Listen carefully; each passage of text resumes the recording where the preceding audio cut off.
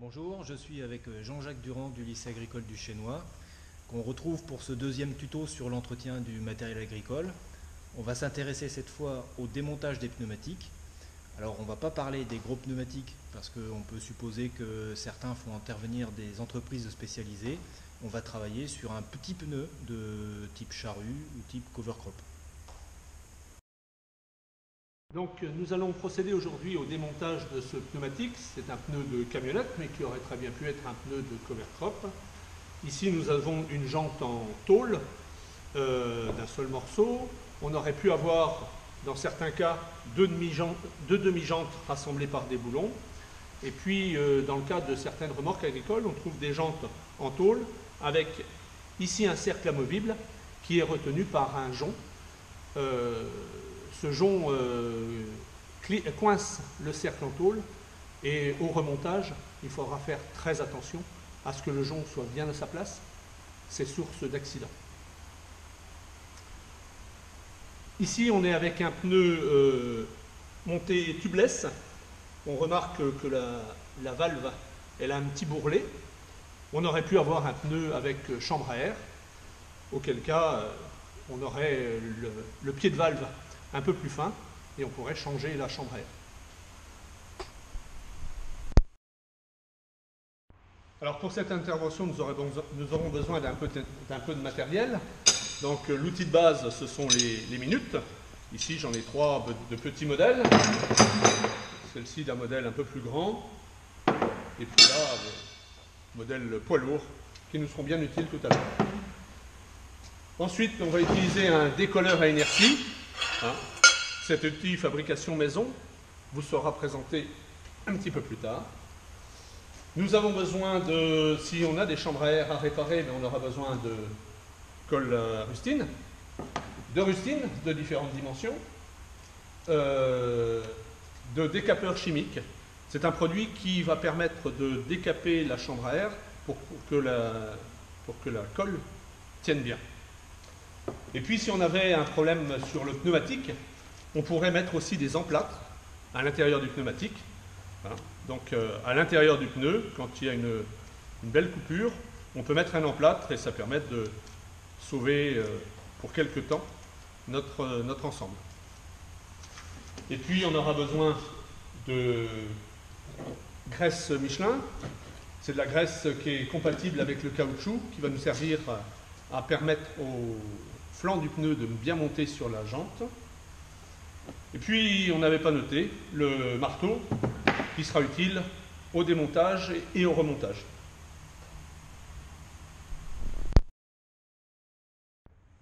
Alors le décolleur à inertie est une fabrication maison fait avec les élèves du lycée du Chénois, mais ça existe chez d'autres. Je ne l'ai pas trouvé dans le commerce, mais il y a d'autres personnes qui ont fait l'équivalent. Donc on commence par un rond de 60, 20 à 25 cm, qui va être soudé dans le bout d'un tube de 50-60 d'une cinquantaine de centimètres. Et à l'intérieur de ce tube, on fera coulisser un rond de 25 que l'on aura aplati à la forge ou au chalumeau pour faire une espèce de petit sabot. Le bout du tube sera fermé par une rondelle fabriquée autour, par exemple, 60 mm de diamètre extérieur et 25 mm de diamètre intérieur. Et sur le rond de 25, on enroule un rond de 12 de manière à faire coulisseau à l'intérieur du tube de 50, un diamètre intérieur. Alors pour intervenir, on commence par le démonte-obus pour enlever l'intérieur de valve.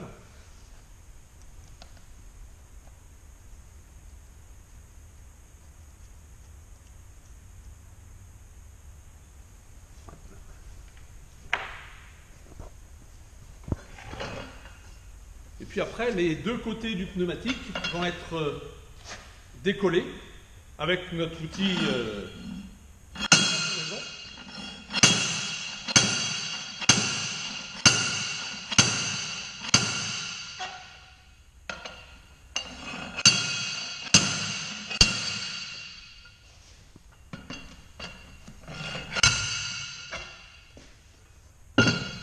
et d'un côté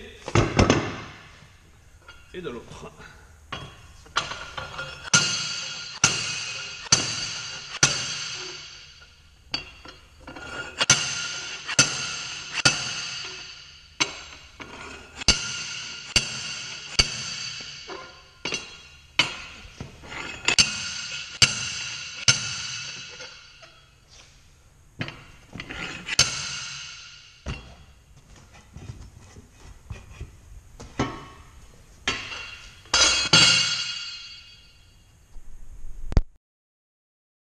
Donc maintenant que le pneu est décollé des deux côtés, on va commencer à se servir des minutes en comprimant à l'opposé de la valve et en enfilant les minutes du côté de la valve.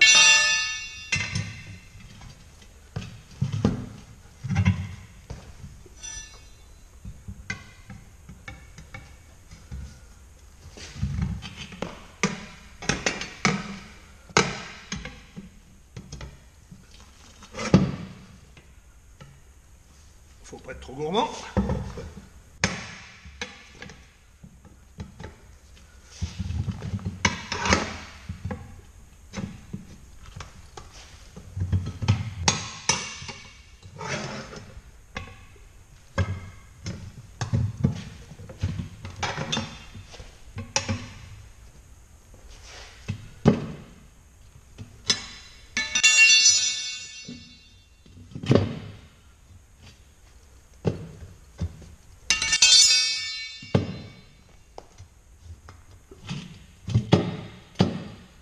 Et voilà.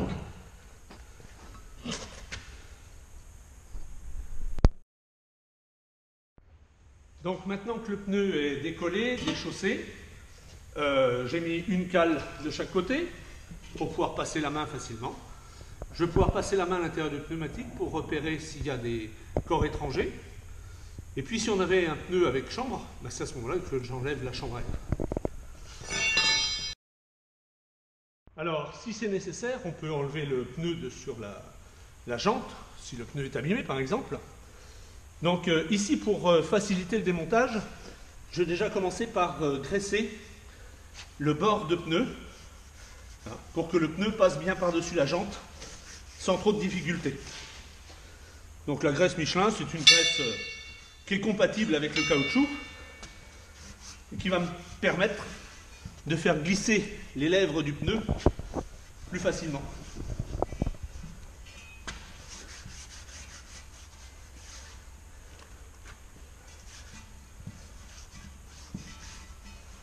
Allez. Faut pas être radin sur la graisse, c'est de la souffrance en moins. Donc, je prends mes minutes, j'engage les minutes entre le pneu et la jante, 1 ou 2 minutes selon nécessaire, et je force sur l'ensemble de manière à commencer le démontage. Et puis maintenant, l'outil important sera le marteau.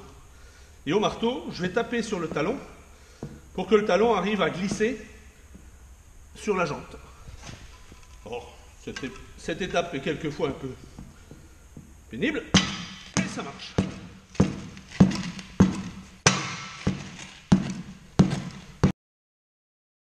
Le pneu est quelquefois un peu récalcitrant, mais il va finir par y aller.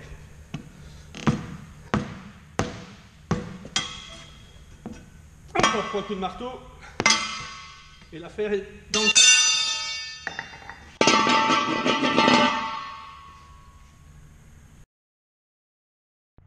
Donc, avant le remontage, bien sûr, on va regarder l'état de la jante. Hein, ici, elle est légèrement oxydée. On va remettre beaucoup de graisse sur les flancs du pneu et sur les flancs de la jante pour que ça soit facilement remonté au remontage. Et puis, c'est à cette étape-là qu'on changerait la valve dans le cadre d'un pneu tubeless. Vous voyez, le tubeless, la valve, elle est un petit bourrelet ici, et on la monte en tirant par là. Alors, le pneu est correctement graissé sur les deux faces, la jante également. On va pouvoir remonter le pneu sur la jante posée au sol, la valve sur le dessus. Le pneu, on va le présenter dans ce sens-là. Si c'est un pneu automobile, on n'a pas forcément de sens de rotation. Si c'était un pneu agricole avec des crampons, il faudrait faire attention au sens de rotation. Et donc on va positionner notre pneu comme ça et on va l'emboîter sur la jante.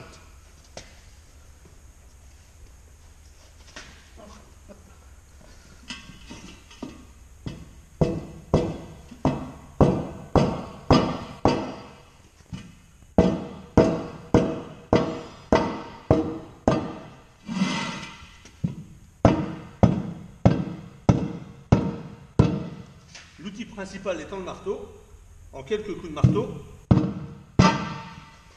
la première lèvre est passée. On va pouvoir faire la même chose pour la deuxième lèvre. Alors, on va commencer à l'emboîter à l'opposé de la valve. Allez, on y va au talon au départ, au marteau et aux minutes ensuite.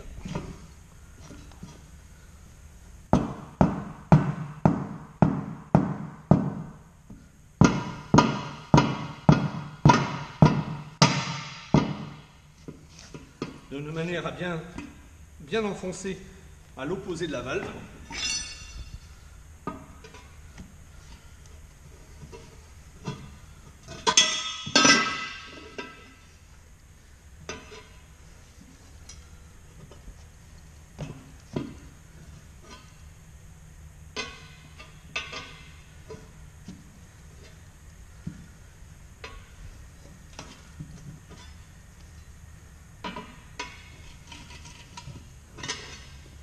La fin des opérations se terminera au niveau de la valve.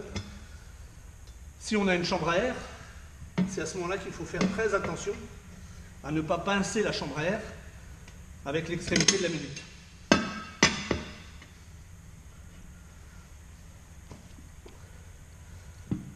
Allez, petit coup de talon et c'est terminé.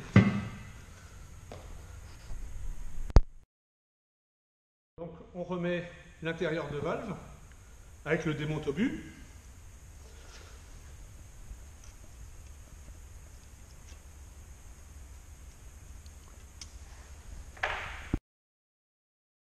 Voilà, donc maintenant on va regonfler le pneu.